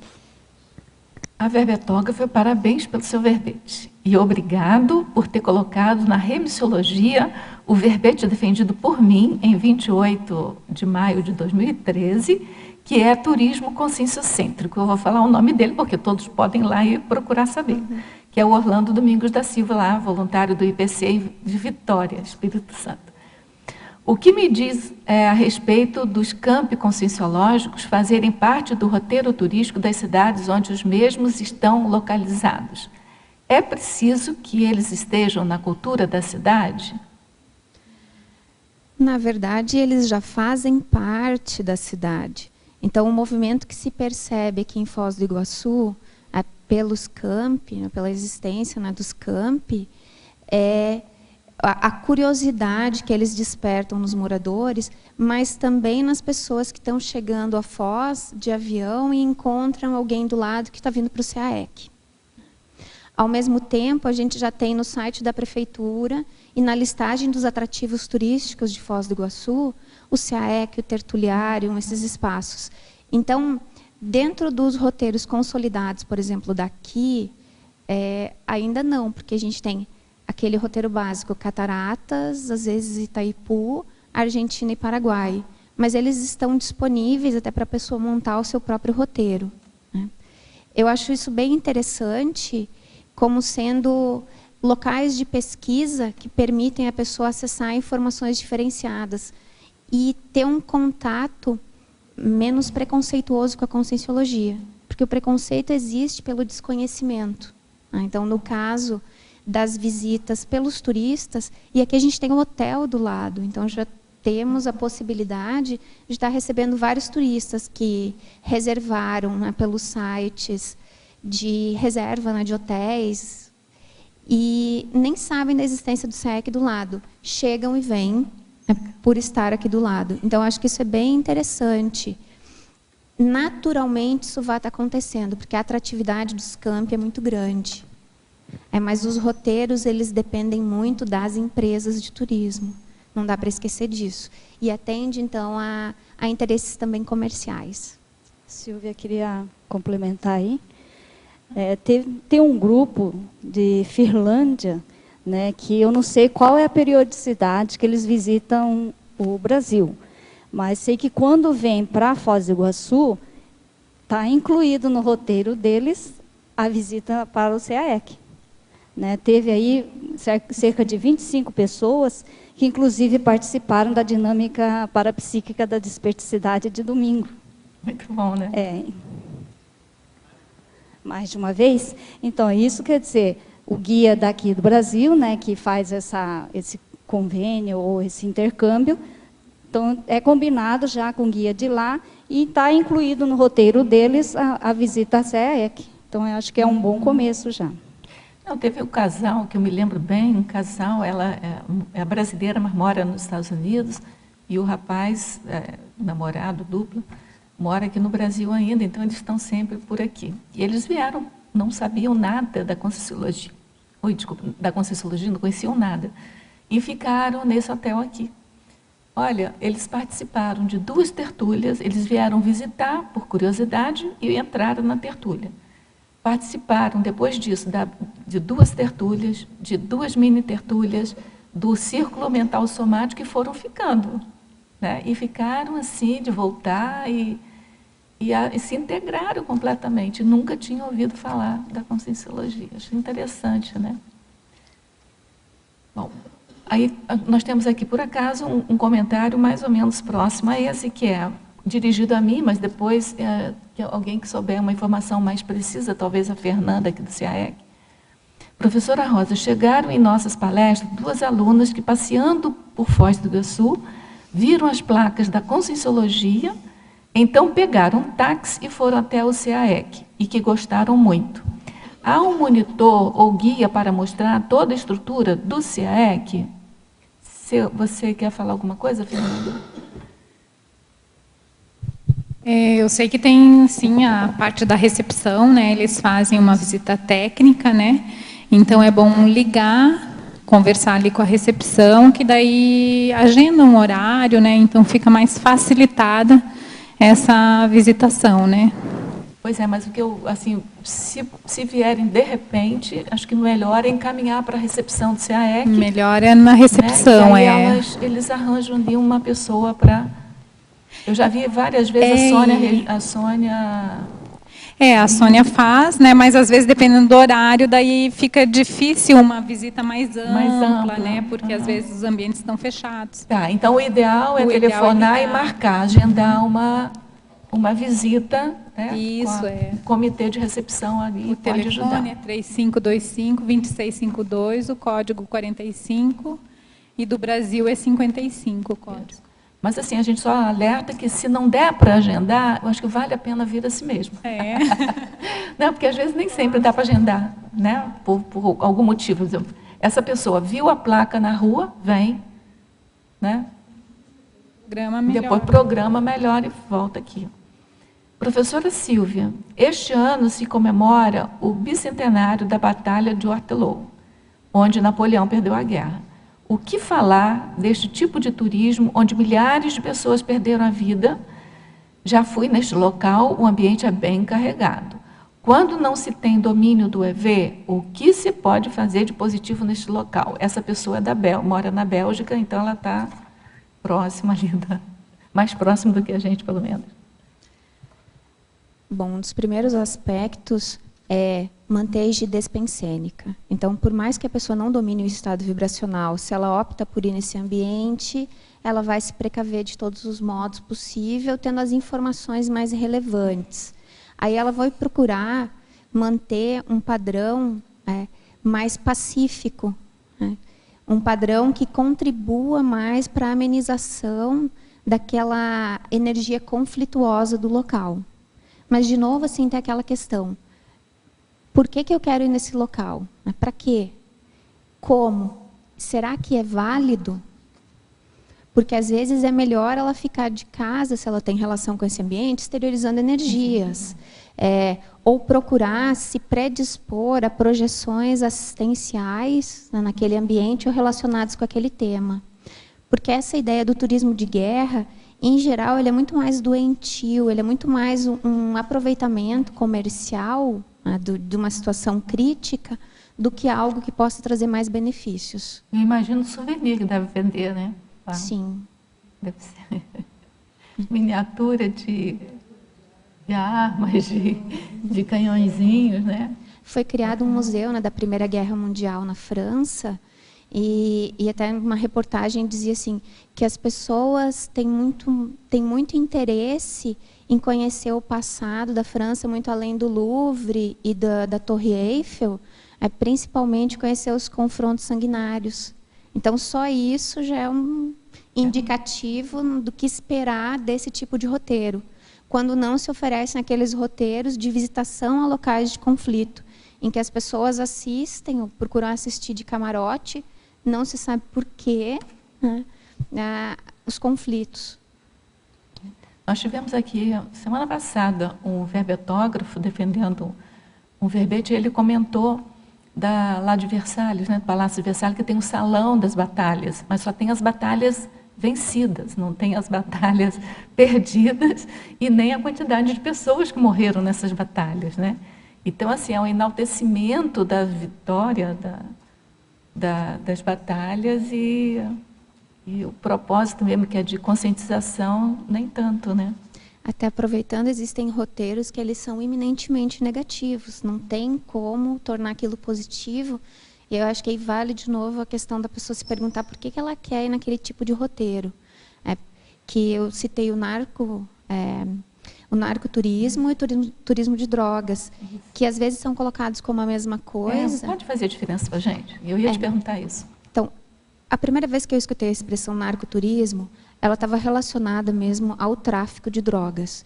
E existe um roteiro turístico em Medellín, que custa em torno de R$450 por um dia, para visitação de todos os locais da vida do Pablo Escobar em Medellín. Inclusive a fortaleza que ele construiu, que era uma fortaleza, assim, um edifício de moradia, que a garagem era um local de torturas, né, dos seus adversários. Daí a gente fica olhando, tem um documentário sobre isso, o motivo pelo qual as pessoas vão participar desse roteiro turístico. Então, ele está ligado, na verdade, ao narcotraficante.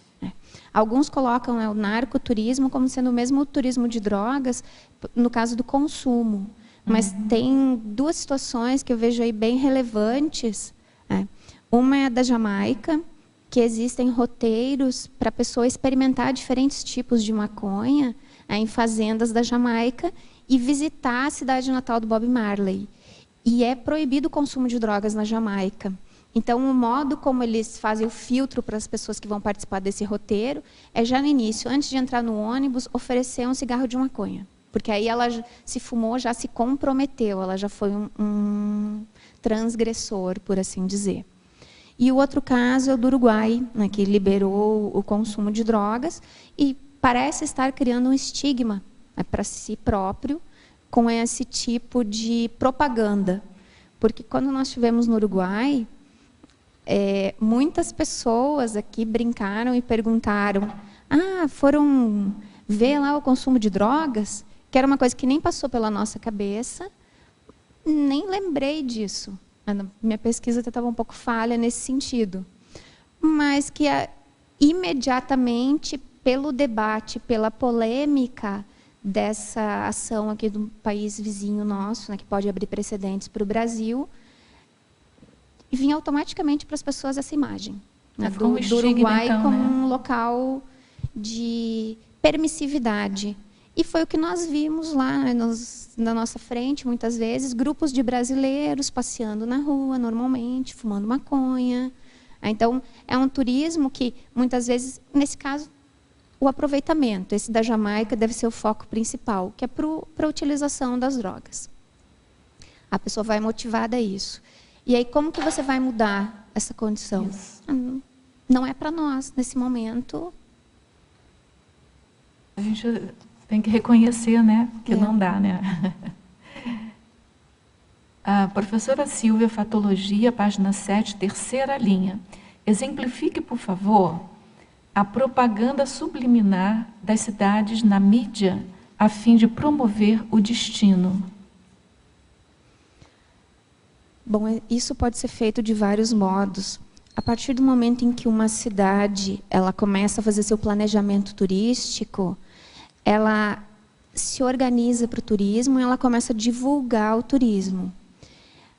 Quando eu estava fazendo minha pesquisa sobre o Parque Tanguá de Curitiba, em um mesmo dia eu assisti ao jornal cedo, né, às 7 da manhã, e ao jornal ao meio-dia, na televisão.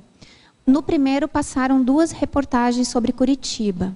Numa delas, a reportagem tinha como fundo, o repórter falando uma notícia qualquer, mas tinha como fundo o Parque Tanguá, né, que era o meu objeto de estudo. Na outra reportagem, era o Jardim Botânico, que estava no fundo, para associar imediatamente a imagem a Curitiba. Então, acontece um reforço, e era um reforço dos parques, né, e dos elementos arquitetônicos dos parques, que acabam fazendo uma propaganda da cidade como sendo um local bonito, belo, aquele ponto de referência. Porque ele não estava numa rua super movimentada, com as pessoas passando, os carros buzinando. Ele estava nesses parques tranquilamente. E a terceira reportagem do dia tinha ao fundo a Universidade Federal do Paraná, que ela foi escolhida pelos moradores de Curitiba como símbolo da cidade. Essa é uma forma de fazer uma propaganda que ela é subliminar, porque você está vendo uma notícia.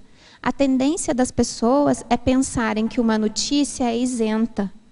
Muitas vezes ela não é. As revistas de turismo, elas têm matérias pagas. Quando você vê uma propaganda no jornal sobre algum destino turístico, você sabe que aquilo é uma propaganda e estão querendo te vender algo. Quando você vê uma reportagem assinada por um repórter, um jornalista, muitas vezes ela é paga, né? Ela é contratada para mostrar os benefícios de se visitar aquele local, para mostrar a imagem. E aí a gente tem merchandising também. Nós temos novelas, por exemplo, que elas fazem contratos, né? Tem países que fazem contratos para filmes e até para novelas. Então, as novelas que passam no Brasil, que mostram determinadas cidades, muitas vezes elas são um contrato daquele estado, né, ou daquela cidade com com o objetivo de divulgar, né, mas com a empresa, né, televisiva, para que a novela seja feita naquele local e divulgue os aspectos positivos daquele local. Então, a pessoa começa a ver todo dia, isso desperta curiosidade. Isso acaba gerando os lugares turísticos da moda, tirando aqueles clássicos que toda pessoa vai querer ir para a Itália, ou para Roma, ou para Paris, ou para Londres. Recentemente, teve os voos de balão, né, na Capadócia, que eles se tornaram um destino turístico da moda, porque tinha uma novela que enfatizava isso, que apareceu voos de balão. E aí eu fui ver porque alguns grupos de municípios vizinhos aqui de Foz fizeram pacotes ou se organizaram em grupo para ir para fazer esses voos. Então, isso perdura por um tempo, por 1, 2 anos. Logo depois, se vêem outras ações que a pessoa não sente que é uma propaganda. Porque uma coisa é você ver propaganda. A propaganda, ela quer te vender algo, então a pessoa sempre fica desconfiada. Outra situação é você ver uma reportagem no jornal que aparentemente é isenta, mas que no fundo não é, porque ela tem um contratante. Ela mostra realmente as coisas, mas ela também está fazendo uma propaganda, ela é subliminar. Então, a partir do momento em que aparecem só imagens bonitas de um determinado local na TV, é essa imagem que está vendendo. Você fica associando o local com aquela imagem, né? E isso desperta o interesse. Verbete, eu queria na página 8, na 4ª linha, de baixo para cima, você falasse um pouco dos festivais de inverno estudantis em cidades históricas. Porque Belo Horizonte, eu sou de Belo Horizonte, né, mas a gente tinha muito contato com Ouro Preto, né? E aí a gente vê que há um reforço negativo desse aspecto. Eu queria que você comentasse o que você percebeu e por que você colocou esse item aqui no verbete. Eu coloquei mesmo pensando em Ouro Preto e Antonina. São 2 cidades que têm características coloniais, apesar de Ouro Preto ser muito mais representativa e Antonina ser aqui no Paraná. Nós estivemos em Ouro Preto durante o aniversário de Ouro Preto e durante um festival estudantil. Então, o próprio processo ali da universidade estar em Ouro Preto e da possibilidade de ter mais pessoas, atividades artísticas e culturais, ela pode gerar um desafogo holopensênico num determinado momento. No caso de Antonina também, o festival de inverno, ele acontece em julho e os estudantes da Universidade Federal do Paraná vão para Antonina e fazem várias atividades de lazer e de cultura, com moradores, com turistas. Tem teatro, tem dança, vários tipos de manifestações artísticas na rua que permitem até um choque holopensênico com aquele ambiente mais parado, um contato diferenciado de energias e um foco um pouco mais diferenciado. É claro que, nesse caso, tirando as exacerbações que muitas vezes esses festivais estudantis trazem, porque muitas vezes o choque holopensênico ele é mais negativo quando os turistas eles deixam um rastro bastante negativo por algazarras, desrespeito aos códigos de ética dos países, que gera uma contrapensenidade, ou mesmo as cidades. Então, as festas que vão até a madrugada, todo esse tipo de situação, ela é mais negativa. Agora, tem todo um aspecto que é positivo também, de atrações culturais diferenciadas na rua, em determinados ambientes. Eu não sei, pela sua experiência, Ana, o que você percebeu, né, de Ouro Preto, porque eu percebi mais essa diversidade de pessoas e esse holopensene estudantil um pouco mais arejado. Na verdade, lá tem esse lado que você comentou, que é exatamente isso, né? Tem uma coisa de atração de turista de outros países, né? Muito turista do Brasil mesmo, né? Então, isso de fato acontece. Mas tem um outro lado bastante complexo, que é da subversão do processo desses festivais, que é muito uso de droga, muita bebida. Isso tem o Festival de Inverno de Ouro Preto e também tem a Festa do 12, que é a Festa das Repúblicas, né, que é bastante famosa. E assim, os moradores da cidade ficam acuados dentro de casa ou saem da cidade, porque é uma distorção completa. E aí vale a pena fazer uma análise do ponto de vista multidimensional, né? Com essa coisa de beber demais, de fumar maconha demais, droga, sexo e o ambiente, o holopensene extrafísico desse processo, né?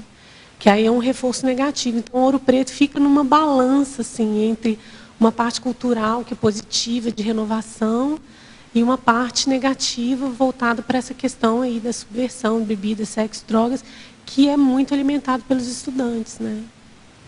Mas tem os dois lados, assim, é uma coisa que não tem uma definição, né? Tem que pesquisar mais. Posso? Então, na paradoxologia, na página 9, a primeira linha, poderia explicar o paradoxo de a postura superficial do turista poder ser mais reurbanizador se comparada à atitude apaixonada perante o ambiente visitado? Esse foi um dos principais pontos que eu observei no início do verbete, até para a proposta do verbete, porque ela está na condição das pessoas que, de modo inconsciente, acabam contribuindo, né, de modo desapercebido, com a renovação dos ambientes, justamente por não serem engolidas por ele. Então, tem um exemplo aí da peregrinação religiosa, por exemplo, que ela é bastante emocional, ela é redutora do discernimento, até pelo próprio holopensene, né, da religião. E a pessoa que vai na peregrinação, ela já vai com aquele ato de fé apaixonado, e ela já vai inteiramente envolvida com aquele aspecto. Aí ela só serve como um reforço. Existe aí, então, um sinergismo, que as energias da pessoa casam perfeitamente com o holopensene do local visitado. A finalidade, ela é uníssona, né? É exatamente aquilo que amplia muito mais aquele holopensene negativo, né? De redução de discernimento, de lucidez, de criticidade e, ao mesmo tempo, de emocionalismo. Então, a pessoa que às vezes vai num ambiente, ou visita até, por exemplo, uma igreja, em função da curiosidade pela arquitetura religiosa, ela fica um pouco mais isenta, porque seu foco está em pesquisa. É uma postura, às vezes, mais superficial, de não aprofundamento, mas que contribui mais do que aquele que está completamente envolvido com o ambiente. Tem uma pergunta aqui que é paradoxal também. Quer dizer, mexe com paradoxo. Ele pergunta, professora Silva, teria alguma hipótese sobre a destruição de estátuas milenares em museus do Iraque? O vandalismo é uma forma anticosmoética de reurbanizar? Você tem 1 minuto para responder. É bem paradoxal. É bem paradoxal. Não é paradoxal? Isso. É, porque a ação é anticosmoética. O efeito, tem que se pensar e se analisar, estudar esses efeitos extrafisicamente. Porque a ação anticosmoética, ela pode gerar um efeito cosmoético? O professor Walter, de vez em quando, ele fala que o assediador é o nosso maior estimulador ou seja, nosso melhor amigo. Mas, assim, a gente não precisa, né? Será que não poderia ser de outro modo? Pois é isso que eu penso também. Eu acho que a gente não deve ficar aguardando aí, né? Vir, necessidade de vir o ruim, a dor, para poder fazer a reformulação, né? Tem que fazer pelos acertos, é isso. Parabéns pelo seu verbete, a gente está aguardando próximos verbetes aí seus, tá certo? A gente agradece a todos vocês aqui presentes pelas perguntas, pelas energias. A gente agradece também a todos os teletertulianos pela participação aí online, pelas energias, pelas perguntas. E a gente sempre comenta que a importância da participação dos tertulianos e dos teletertulianos, porque são vocês, junto, né, os tertulianos e tertulianos, junto com o verbetógrafo do dia, que movimentam aí o nosso debate. E nós temos tertúlias diariamente, de 12h30 a 12h30, então a gente conta com a presença de vocês, seja aqui presencial, seja virtual. E agora a gente passa para os nossos comerciais. Obrigado. As pontuações da tertúlia de hoje são 23 assinaturas no livro de presença, 12 perguntas presenciais e 15 perguntas respondidas online.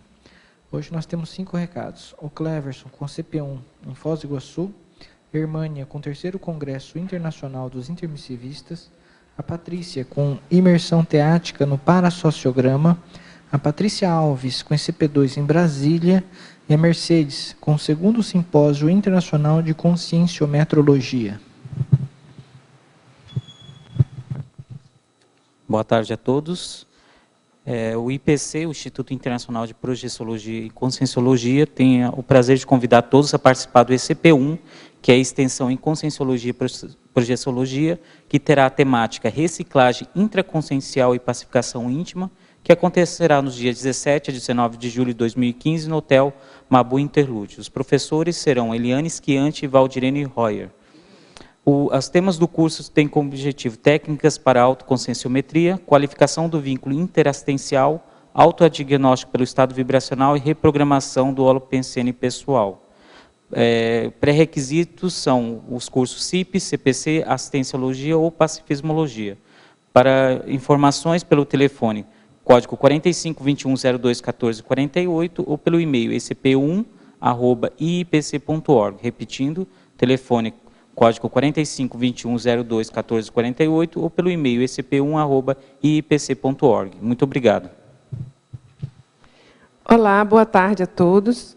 Eu estou aqui para convidar você para o 3º Congresso Internacional dos Intermissivistas, que vai acontecer aqui em Foz do Iguaçu, nos dias 10, 11 e 12 de julho de 2015.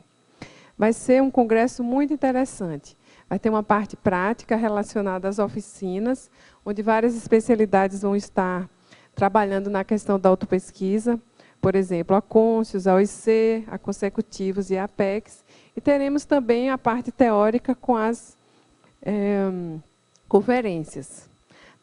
No domingo de manhã, teremos um campo holomnemônico intermissivo com o Epicô Alexandre Steiner. Venha participar desse congresso, você só tem a ganhar com isso. Se você quiser mais informações, ligue para o telefone 45 35 25 26 52, que é a recepção do CAEC, ou faça contato pelo site www.caec.org.br. Estamos esperando você. Boa tarde a todos. A Consecutivos convida para a imersão teática no Parasociograma. Este curso ele proporcionará ao participante um panorama das suas relações afetivas, inclusive qualificando os desafetos e os afetos. Haverá um momento para conhecimento técnico, né, do sociograma e depois a aplicação prática. Como esse tipo de atividade levanta muita demanda assistencial, haverá também um campo bioenergético.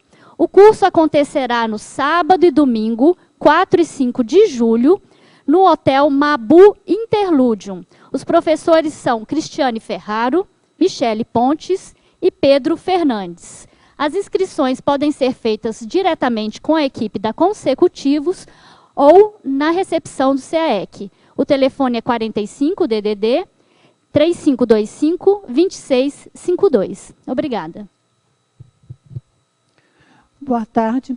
Aproveitando a temática do verbete hoje, onde ficou muito clara a importância da reurbanização extrafísica, eu venho convidar você a participar do curso SCP-2, Extensão Conscienciologia e Projeciologia 2. Foi um curso desenhado pela Serenana Monja exatamente para ajudar nas reurbanizações extrafísicas. Então, você pode, de maneira voluntária, dar a sua participação. Lembrando do depoimento da Reinalda, a modificação que aconteceu em Torres depois que começaram a acontecer os SCP-2. Particularmente, nós teremos agora, em julho, o SCP-2 de Brasília, 24 a 26 de julho. E Brasília está precisando muito de reurbanização extra e intrafísica, é claro, né? Mas nós sabemos que o extrafísico promove uma modificação muito grande no intrafísico. Então, venha você também colaborar com o trabalho de reurbanização. Participe do SCP-2. Dia 24 a 26 de julho, em Brasília. Obrigado pela atenção. Boa tarde a todos. A Consciência convida a vocês ao segundo Simpósio Internacional de Conscienciometrologia, que será nos dias 4 e 5 de julho, no Auditório Discernimento. Primeiro, no dia 3, tendremos de 15 a 20h30 uma oficina de cosmoetos, profilaxia das autocorrupções. Sábado 4, começamos com uma primeira mesa de debate sobre cosmoeticologia. Segunda mesa de debate sobre paratecnologia. E a terceira mesa de debate sobre resinologia. Há uma coisa importante que quero dizer a todos aqueles que não moram aqui em Foz do Iguaçu. E é que o simpósio será transmitido online. Faça a sua inscrição. Não perda este evento. No site www.conscious.org.br. É imperdível. Esperamos todos vocês.